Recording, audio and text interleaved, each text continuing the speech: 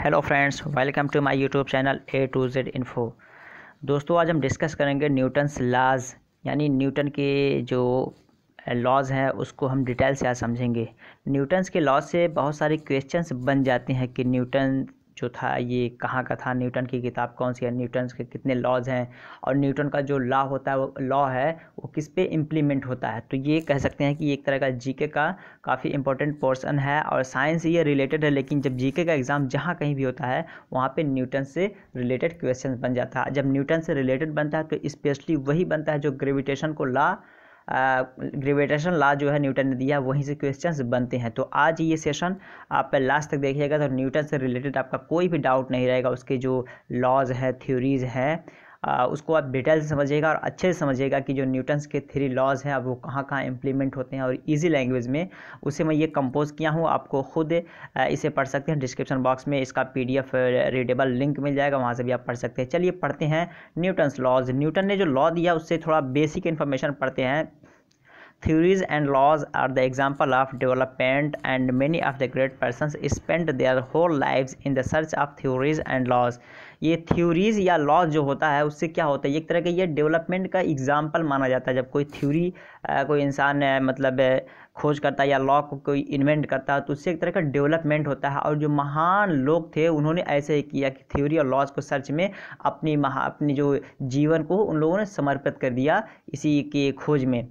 तो but now those people took place in the core heart of the world people, because the lives of general persons become very easy to spare luxurious in the shadow of invented theories and laws। तो इससे क्या हुआ, ये इन लोगों ने अपने जीवन को समर्पित कर दिया थ्योरीज और लॉज के खोजने में। तो इन्होंने क्या किया, इन लोगों का जो अचीवमेंट ये है कि ये लोग दुनिया के सारे लोगों के दिलों में इन्होंने जगह बना लिया। कैसे? इसलिए कि उस थ्योरीज और लॉज के बेस पे आज दुनिया के लोग अपने लाइफ को लग्जरियस गुजार रहे हैं।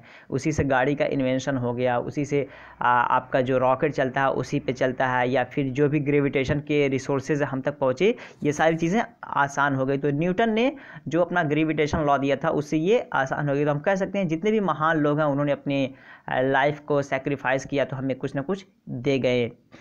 Isaac Newton is a fame person of the world because he give the laws of gravitation. Isaac Newton उन्हीं में से एक हैं जिन्होंने ग्रेविटेशन का लॉ दिया था कि ये ग्रेविटेशन क्या है और ये कैसे होता है, इसका इस्तेमाल कैसा। इसको थोड़ी स्टोरी और थोड़ा सा लाइफ बैकग्राउंड से रिलेट करके जोड़ेंगे ताकि अगर क्वेश्चन कहीं से बन रहा है तो उसे आप इजीली टैकल कर सकें। तो लॉज ऑफ ग्रेविटेशन किसका दिया हुआ है? ये न्यूटन का दिया हुआ है। Isaac Newton is the son of a farmer, was born in 1642 in England। तो ये एक किसान का लड़का थे और इनकी जो बर्थ हुई थी ये हुई थी 1642 में। इंग्लैंड में ये पैदा हुए थे। इनके बारे में एक स्टोरी कहा जाती है जिसको मैंने काफ़ी सर्च किया, लेकिन कहीं कहीं में इसका ऑथेंटिक इसके बारे में नहीं मिल रहा था। इट इज़ टोल्ड, मतलब कहा गया ऐसा है। तो मतलब चूँकि एक तरह का मुझे थ्योरी को मेंशन करना किया और ये भी क्लियर है कि उन्होंने किसी चीज़ को ऊपर से नीचे गिरते हुए देखा था तो उनके दिमाग में ये कॉन्सेप्ट आया था। Here is a told story, no authentic proof. क्या है वो? About Isaac Newton that he was studying in university and in the holidays period he was sent to home. वो एक यूनिवर्सिटी में पढ़ाई कर रहे थे और उनको एक छुट्टी के मौके पे जो हॉलीडे हुई थी उनको घर भेज दिया गया था कि घर चले जाओ, छुट्टी हो गई है। Backing to home he sat in a garden of apple. जब वो वापस हो रहे थे तो रास्ते में एक एप्पल के गार्डन में वो बैठ जाते हैं। Suddenly an apple fell on his head. अचानक उनके सर पे एक सेब गिरता है। He wondered and thought why this apple did not fall the side instead of straight place. वो ये सोचते हैं कि ये जो सेब है सीधे मतलब गिरा तो अपनी जगह ही पे गिरा, यानी हमारे सर के ऊपर था तो गिरा हमारे सर पे गिरा। ऐसा क्यों ना हुआ कि हमारे सर के अगल या बगल गिरे? तो क्या वजह थी कि वो सीधा स्ट्रेट हमारे सर पे गिरा? तो यहाँ से उनका दिमाग थोड़ा सा काम करने शुरू हो गया कि आखिर इसके पीछे क्या रीज़न है। चलिए इस पर हम खोज करते हैं। After considering too much about the occurred incident he wrote a book Principia in 1687। 3 laws related to gravitation are mentioned in it। ये काफ़ी इंपॉर्टेंट है एग्ज़ाम के पर्सपेक्टिव से। प्रिंसिपिया ये बुक जो है इसाक न्यूटन की है और इन्होंने 1687 में इसे लिखा। तो ये आप ज़रूर याद रखिए कि प्रिंसिपिया एग्जाम में पूछा जाता है कि प्रिंसिपिया किसकी बुक है, तो इसाक न्यूटन। तो प्रिंसिपिया किस पे बेस है, तो ये ग्रेविटेशन जो लॉज है उससे रिलेटेड है। ये तीनों लॉज के बारे में इसमें डिटेल से लिखा गया है। ये कब लिखी गई थी, 1687 में। ये आपके लिए इंपॉर्टेंट है, प्रिंसिपिया इसाक न्यूटन की बुक है। इसी में लॉज ऑफ ग्रेविटेशन जो थ्रीज हैं उसको मेंशंस किए गए हैं। नेक्स्ट देखते हैं, हम लॉज यहाँ से स्टार्ट हो जाएंगे। Here are 3 laws of Isaac Newton, law of inertia, law of momentum, law of interaction, या first law, second law, third law के नाम से भी जानते हैं। जिस तरह यहाँ पे लिखा है फर्स्ट, सेकंड, थर्ड, तो इस तरह भी याद कर सकते हैं। इनर्शिया, मोमेंटम, इंटरेक्शन, ये भी याद कर सकते हैं। पहला पूछा जाता है कि फर्स्ट लॉ को क्या कहते हैं, तो फर्स्ट लॉ जो आपका इनर्शिया है, और थर्ड लॉ जो इसको बोलते हैं लॉ ऑफ इंटरेक्शन या फिर एक्शन रिएक्शन इक्वल। ठीक है, ये है इसके नेम्स। अब लॉ जो पढ़ते हैं, लॉ के अंदर होता क्या। फर्स्ट लॉ उन्होंने जो दिया था कि उस पर क्या इन्होंने कंसीडर किया था, if it is at rest it will stay at rest and if it is in motion it will remain at velocity. तो कह रहे हैं कि अगर कोई मतलब चीज़ है, कोई भी आइटम है, कोई भी वस्तु है, कि अगर वो अपनी जगह पे स्थित है तो वो स्थित ही रहेगी, लेकिन अगर उसको मोशन कर दिया जाए तो वो बढ़ती चली जाएगी। ठीक है, जब तक कि उस पर कुछ रोकने वाला ना हो, या ना जब तक कोई इस पर फोर्स ना हो कि रोक सके। सपोज दैट गाड़ी है, गाड़ी को हम चालू करके छोड़ दे तो वो बढ़ती जाएगी जब तक कि उसका तेल ना ख़त्म हो जाए या कुछ इस तरह प्रॉब्लम ना आ जाए, तब तक वो डायरेक्ट अपने डायरेक्शन में जाती रहेगी। It resists in whatever condition is, इसको जिस कंडीशन पे आप छोड़ देंगे वो वैसे ही पड़ी रहेगी। ठीक है, गाड़ी है, अगर उसको आप बंद करके खड़ी कर दिए हैं तो वो आपकी आगे नहीं बढ़ेगी, लेकिन आप चालू करके उसको चला रहे हैं, सपोज दैट 20 की स्पीड पे चला रहे हैं, तो कंटिन्यू वो चलती रहेगी जब तक कि उसे आप रोके ना।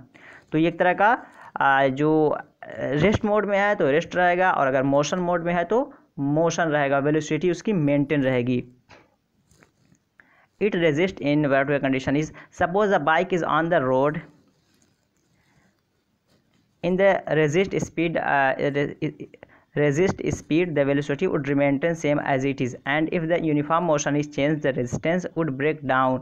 तो क्या है कि अगर एक गाड़ी किसी रोड पे चल रही है तो उसकी जो वेलोसिटी है वो मेंटेन रहेगी। ठीक है, 20 की स्पीड में चल रही है तो चल रही है। ठीक है, 20 की स्पीड में अगर आराम से आपकी गाड़ी इस तरह चल रही है वो चलती रहेगी 20 की स्पीड में, उसमें कोई गड़बड़ी नहीं आएगी। लेकिन जैसे ही वो 20 की स्पीड चलने के बाद अचानक आपकी ऐसे चलेगी कि 40 की स्पीड हो गई, फिर 80 की स्पीड हो गई, तो उसमें जो एक तरह का वेलोसिटी है उसमें काफ़ी गड़बड़ी पैदा हो जाएगी। जिस तरह आप देखते हैं बस में, अगर आप जर्नी करते होंगे तो बस आपकी चलती है, सपोज दैट 60 के स्पीड पे चल रही है, तो अचानक कभी उसकी स्पीड जब तेज़ बढ़ती है तो आप आगे बढ़ जाते हैं, या फिर उसमें ड्राइवर जो अचानक सडनली ब्रेक लेता है तो तभी आप आगे बढ़ जाते हैं। इसलिए कि आपके अंदर जो चलने की वेलोसिटी है आप उसे कंट्रोल नहीं कर पाते हैं। ठीक है, आप एक गति में रहते हैं, वेलोसिटी में रहते हैं, जिसकी वजह से आप खुद ब खुद आगे बढ़ जाते हैं और गाड़ी वहीं पर ब्रेक लग जाती है। ठीक है, तो ये आपका जो बस चलती है या उसमें जो आप जर्नी जो उसमें यात्री होते हैं उससे आप गेस कर सकते हैं फर्स्ट लॉ को, कि आदमी को झटका लगता है, आगे बढ़ जाता है जब गाड़ी में ब्रेक लगाया जाता है। तो इस तरह से फर्स्ट लॉ का इन्वेंशन हुआ और ये उससे फ़ायदा हुआ। लॉ ऑफ मोमेंटम क्या, second law, when an item is pushed and forced then acceleration would be created and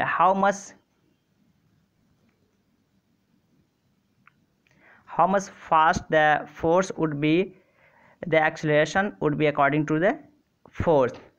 ये सपोज दैट कोई वस्तु है, मान लीजिए कि आपके घर पे एक गाड़ी खड़ी है, 4 व्हीलर गाड़ी खड़ी है, वो उस पर वो अपने ऐसे ही मतलब स्टे है, लेकिन उसको अगर आप धक्का देंगे तो वो गाड़ी आगे बढ़ेगी। जितने स्पीड से आप धक्का देंगे उतनी ही गाड़ी से स्पीड से आगे बढ़ेगी।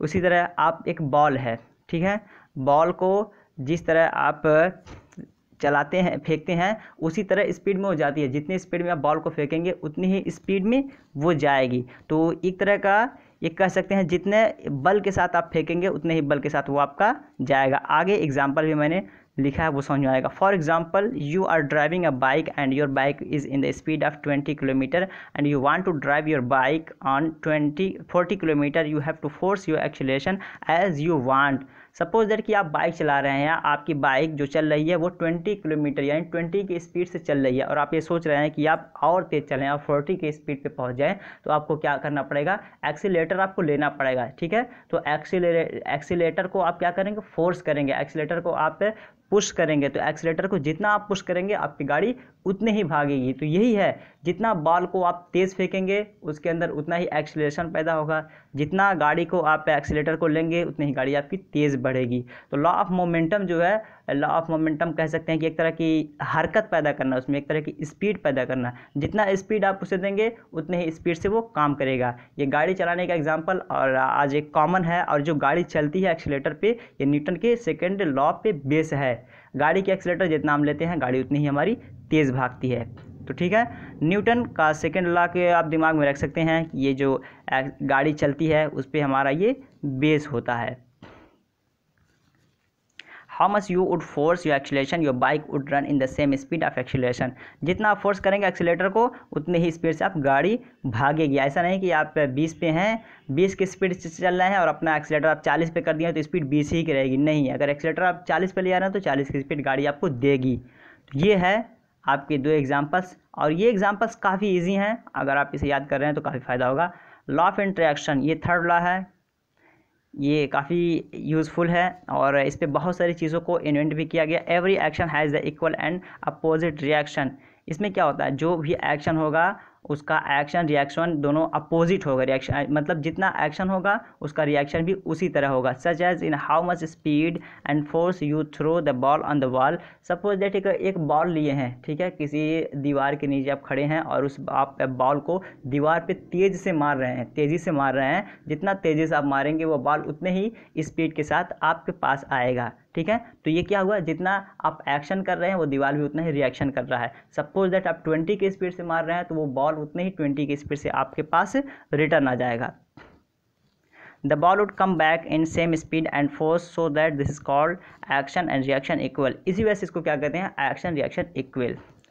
तो ये 3 लॉज होगा, लेकिन एक एग्जाम्पल और जो इम्प्लीमेंटेड है और इस पर काम हो रहा है वो हमारा रॉकेट का है। रॉकेट जो चलता है, और रॉकेट के एग्जांपल आप लोग जानते भी होंगे। The rocket throw smoke towards earth in full speed and in its reaction the earth gives force in same speed the rocket goes towards upside. Rocket जो होता है, रॉकेट जब लॉन्च होता है तो वो काफ़ी स्पीड के साथ, ठीक है, यानी उसका जो फ्लाइंग पोज होता है वो आसमान की तरफ होता है, तो वो काफ़ी स्पीड के साथ अपने पीछे से वो एक धुआं फेंकता है, जो धुआं क्या कि ज़मीन में तेज़ी से टकराता है। टकराने के बाद वो ज़मीन उतनी ही स्पीड से उस धुएं को पुश मतलब कर देता है, फिर वो पुश होने की वजह से वो निकल जाता है ऊपर, फ्लाई कर जाता है, उड़ जाता है। तो रॉकेट जो फ्लाई होता है या ऊपर जाता है वो न्यूटन के थर्ड लॉ पे बेस है।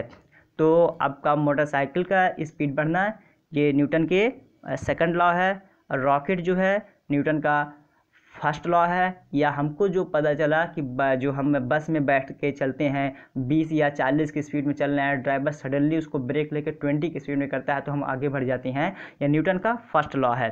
तो ये 3 लॉज है, ये आई थिंक ये 3 लॉज आपको क्लियर हो गए। आप सोच रहे हैं कि इस PDF को भी हम पढ़ के आसानी से समझ लेते, इस PDF का लिंक आपको डिस्क्रिप्शन बॉक्स में मिल जाएगा।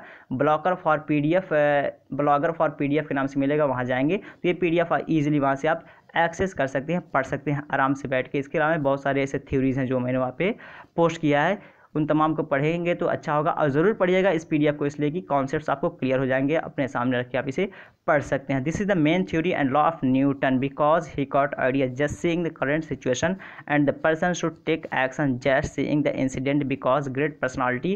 क्या होता है कि ये उसके दिमाग में कैसे आया, जैसे उसने एप्पल को गिरते हुए देखा, उसके दिमाग में एक आइडिया सोचने लगा उस पर कि ऐसा क्यों हो रहा है। और महान लोग ऐसे ही किए हैं कि उनके दिमाग में जो भी बात आई उस पर वो काम करना शुरू कर दिए थे। The world did not same and they did not waste a bit of their time. जो महान लोग थे उन्होंने अपने समय का एक पल भी बर्बाद नहीं किया, बल्कि उन्हें जो करना था वो अपने टारगेट के तरफ काम करते रहे। तो इंसान को भी ऐसा ही चाहिए कि अगर वो कुछ करना चाहता है तो टारगेट्स पे अपना काम करने की ज़रूरत है ताकि वो अपने टारगेट को अचीव कर सके easily. For a valiant heart nothing is impossible. तो ये मैं काफ़ी रिपीट करता हूँ कि अगर किसी के हौसले बुलंद हो तो वो कभी हार नहीं सकता। दुनिया में कोई ऐसी चीज़ नहीं है जो इम्पॉसिबल हो, सारी चीज़ें पॉसिबल है। कुछ फ़र्क है कि हमें कुछ चीज़ें इम्पॉसिबल लगती हैं, लेकिन वो बस ऐसे ही है, लेकिन अगर उसे हम करेंगे तो वो चीज़ें पॉसिबल हो जाएगी। ये हमारा ब्लॉगर का साइट है, आप यहाँ से जाके फिर डायरेक्टली गूगल पे सर्च करेंगे a2info124.xyz तो आपको ये आपका PDF वहाँ मिल जाएगा। या यूट्यूब भी मेरा है, यूट्यूब पे जाके भी इस वीडियो को भी देख सकते हैं, या फिर ये मेरे बारे में कुछ बेसिक डिटेल है। यह मेरा नाम है, ये B.Ed मैं परसों कर रहा हूँ मानू हैदराबाद से, CTET मैंने दोनों पेपर क्वालिफाइड किया है। तो ये कुछ न्यूटन से रिलेटेड इन्फॉर्मेशन थे, और अगर वीडियो अच्छा लगा हो तो लाइक कीजिए, सब्सक्राइब करना बिल्कुल ना भूलें, दोस्तों को शेयर कीजिए। जो कोई भी इंटरेस्टेड है कि न्यूटन के बारे में पता चले या सीटेट से रिलेटेड उनको क्वेश्चन चाहिए प्रिपरेशन, तो वो भी देख सकते हैं। तो चलिए फिर मिलते हैं नेक्स्ट वीडियो में, तब तक के लिए have a nice day, have a good day, that's all, thank you, bye.